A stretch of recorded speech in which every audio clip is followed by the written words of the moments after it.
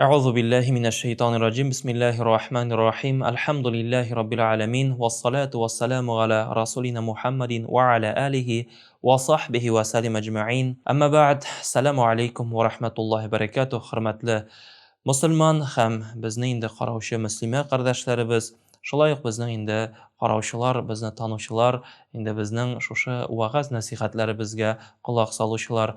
Раббыбыз Аллаһның сәламе, рәхмәте һәм бәрәкәте булсын һәр барчаларыбызга. Рамазан айы Аллаһ Тәгаләнең бөек шатлык айы, юмартлык айы, күчтәнәчләр китерүче ай, Рамазан айы, өстәмә гамәл гыйбадәтләр айы һәм гомумән мөселманнар өчен бер нигъмәт айы. Раббыбыз Аллаһ Субханаһу ва Тәгалә нәрсә дип әйтә соң Рамазан айы турында?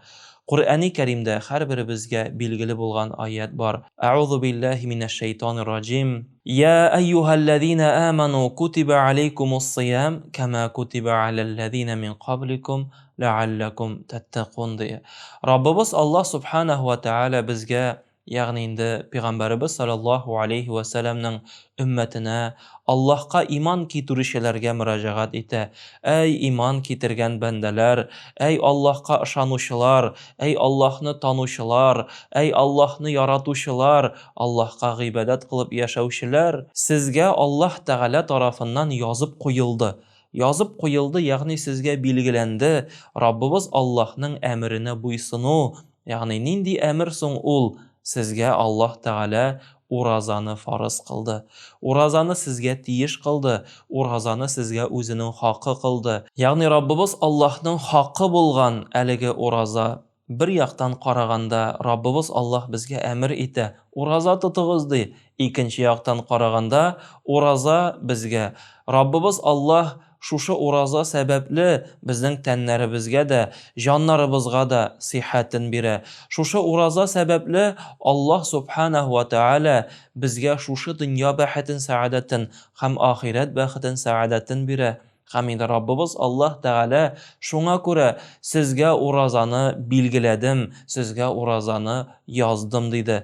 Һәм инде без сәми'на ва атагна, ишеттек һәм итагать иттек. Раббыбыз Аллаһның әмере, димәк, Раббыбыз Аллаһ белүче, ул күпкә безгә хәерлесен һәм күпкә инде безгә яхшырагын, алданрак белүче. Шуңа күрә без Раббыбыз Аллаһның әмеренә буйсынабыз. Ләкин Раббыбыз Аллаһ раслап тагын да өстәп әйтә. Кама кутиба алаллазина мин кабликум лааллакум таттакун. Сезгә кадәр яшәгәннәргә ничек Аллаһы Субханаһу ва Тәгалә шушы уразаны ничек фарыз кылды, ничек алар өстенә дә йөкләде, ничек аларга да язып куйды. Ягъни безгә кадәр яшәгән пәйгамбәрләр, аларның кавымнәре дә ураза тоттылар һәм без дә алар шикеллек ураза тотабыз. Әгәр дә карасак башка пәйгамбәрләрне, аларның да уразалары бар иде, аларның да гыйбадәтләре бар иде, ләкин башкачарак булса да, Раббыбыз Аллаһ Тәгалә әйтә, ничек сезгә кадәр яшәгәннәргә уразаны без фарыз кылдык, сезгә дә шулай ук уразаны фарыз кылдык. Кеше өчен Аллаһ Субханаһу ва Тәгалә шушы уразада зур бәрәкәт һәм зур ниъмәтен язган. Инде карасак, Пәйгамбәрбез саллаллаһу алейхи ва сәлламнең бер хадис шәрифен, Пәйгамбәрбез саллаллаһу алейхи ва сәллям Рамазан айы җиткәч үзенең сахабаларына чыга иде һәм әйтә торган иде: "Җитте сезгә бәрәкәт айы." Ягъни Аллаһ Субханаһу ва Тәгаләнең шушы рәхмәт айы.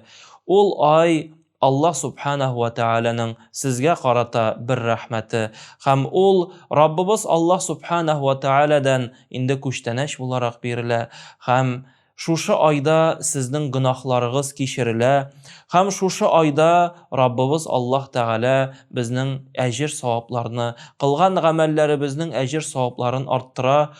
Шушы айда Раббыбыз Аллаһ Субханаһу ва Тәгалә шәйтаннарны богаулап җәһәннәм төбенә ыргыта һәм шушы айда Аллаһ Субханаһу ва Тәгалә җәннәт ишекләрен ача һәм инде җәһәннәм ишекләрен ябып куя. Шуңа күрә мөэминнәр өчен, иман әһелләре өчен әлеге ай зур бер нигъмәт һәм зур бер бәрәкәт булып тора. Шуңа да Раббыбыз Аллаһ Субханаһу ва Тәгаләнең әлеге айын файдалы гамәл гыйбадәттә үткәрә алсак иде. Раббыбыз Аллаһ Субханаһу ва Тәгаләнең кушканнарын үтәп, ул тыйганнардан тыела алсак иде. Чөнки Рамазан айының әҗере, Рамазан айының бәрәкәте Пәйгамбәребез Мухаммад Мустафа саллаллаһу алейхи ва салламның тормыш мисалын әгәр дә без игътибар белән күзәтсәк, Рамазан айында ул аеруча уяу иде. Аеруча уяу иде Рамазан айының ахырында, Рамазан айының ахыргы 10 көнендә. Туганнар, аңлагыз, шушы Рамазан айында кылган изгелекләр ул инде артыгы белән безгә кайта. Тотыныгыз Коръәнгә, тотыныгыз дугага, күбрәк дугалар кылыгыз. Туганнарны, якыннарны искә алыгыз. Вафат булган әти-әниләр, әби-бабайлар бар. Алар өчен дуга кылыгыз. Инде уразада халәттә Раббыбыз Аллаһның вәгъдәсе бар. Аеруча да ифтар вакыты җиткәч, авыз ачыр вакыт җиткәч, Раббыбыз Аллаһ субханаһу ва тааляның шундый бер вәгъдәсе бар. Ягъни инде Муса галейһиссәлам бер вакыт Раббыбыз Аллаһтан сорый: "Я Раббым Аллаһ, мин синең белән сөйләшкәндә безнең арада фақат пәрдә бар. Мин сиңа шул кадәр якын, сиңа миннән кала тагын да якынрак кешеләр булырмы?" дигәч, Раббыбыз Аллаһ әйе ди. Раббыбыз Аллаһ әйе ди. Кемнәр соң алар дип кызыксына Муса. Шуннан Раббыбыз Аллаһ әйтә: "Алар минем сөекле Мөхәммәдем, Хәбибем Мөхәммәдемнең өммәте. Алар өчен мин бер ай уразаны фарыз кылам" диде. Һәм шушы айда алар минем ризалыгым өчен көн дәвамында хәләл булган нәрсәләрдән тыелып торырлар. Һәм инде ифтар вакыты җитәр алдыннан, шушы кояш батыр алдыннан кулларын күтәреп миңа дуга белән ялварырлар. Карыннары ачкан, иреннәре кипкән, сусаган халәттә, инде тәннәре зәгыйфләнгән халәттә кулларын күтәреп миңа дуга белән ялварырлар. Менә шул вакытта, эй Муса, алар миңа синнән дә якынрак булыр ди. Ягъни Раббыбыз Аллаһ шушы ифтар вакыты җиткәнче кылган дуганың Аллаһ белән ике арада иншалла пәрдәсез хәтта кабул булуына бер сәбәп кыла. Раббыбыз Аллаһ көч-куәт, сәламәтлек, тырышлык, иман байлыгы насыйп итсен һәрберебезгә һәм әлбәттә ахирәттә җәннәткә кергәндә шатланып, сөенеп, райян ишекләре аркылы безгә һәрберебезгә Аллаһның җәннәтенә ирешергә насыйп булсын. Ва алейкум ассалам ва рахматуллаһи ва баракатуһ.